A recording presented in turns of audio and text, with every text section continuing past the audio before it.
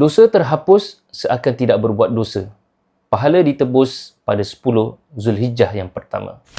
Tuan-tuan dan puan-puan yang dirahmati Allah, tahukah kita bahawasanya 10 hari pertama bulan Zulhijjah merupakan antara hari yang paling penting yang dicintai Allah untuk kita melakukan amal soleh. Nabi SAW pernah berpesan, tidak ada hari-hari yang amal soleh padanya lebih dicintai Allah daripada 10 hari tersebut, iaitu hari-hari Zulhijjah. Lihat betapa besarnya kedudukan hari-hari ini di sisi Allah. Sebab itu, jangan kita biarkan Zulhijjah berlalu hanya dengan perayaan raya ataupun urusan dunia semata-mata. Jika kita malas, jangan sampai kita hilang rajin. Jika kita rajin, jadilah orang yang bertambah yakin. Dan jika kita beramal, biarlah sampai kita menjadi orang yang muttaqin. Inilah masa-masanya untuk kita berusaha untuk menjadi orang yang bertakwa.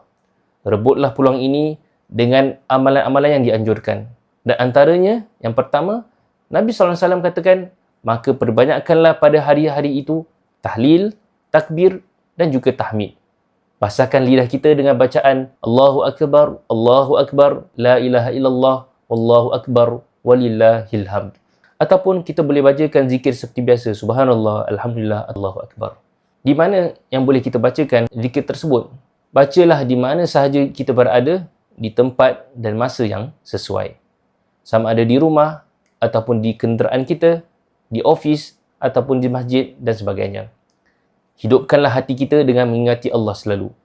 Kedua, marilah kita memperbanyakkan puasa sunat dan puasalah sebanyak yang mampu pada hari-hari tersebut. Jika kita tidak mampu juga, maka puasalah sahaja pada hari Arafah.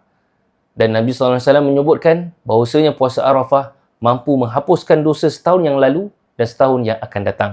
Kita bayangkan, satu hari kita berpuasa, tetapi Allah hadiahkan keampunan dosa selama 2 tahun. Begitu luas rahmat Allah kepada hamba-hambanya.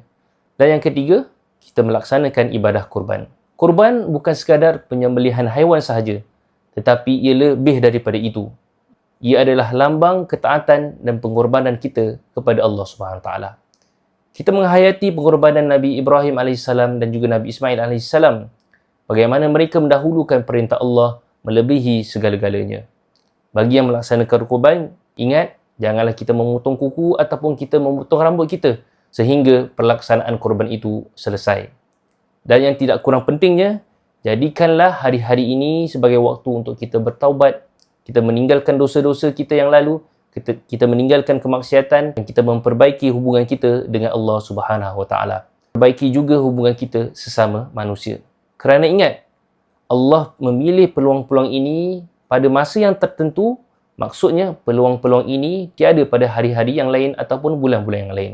Ingatlah, Allah berikan spotlight untuk kita lebih dekat bersama dengannya pada bulan ini.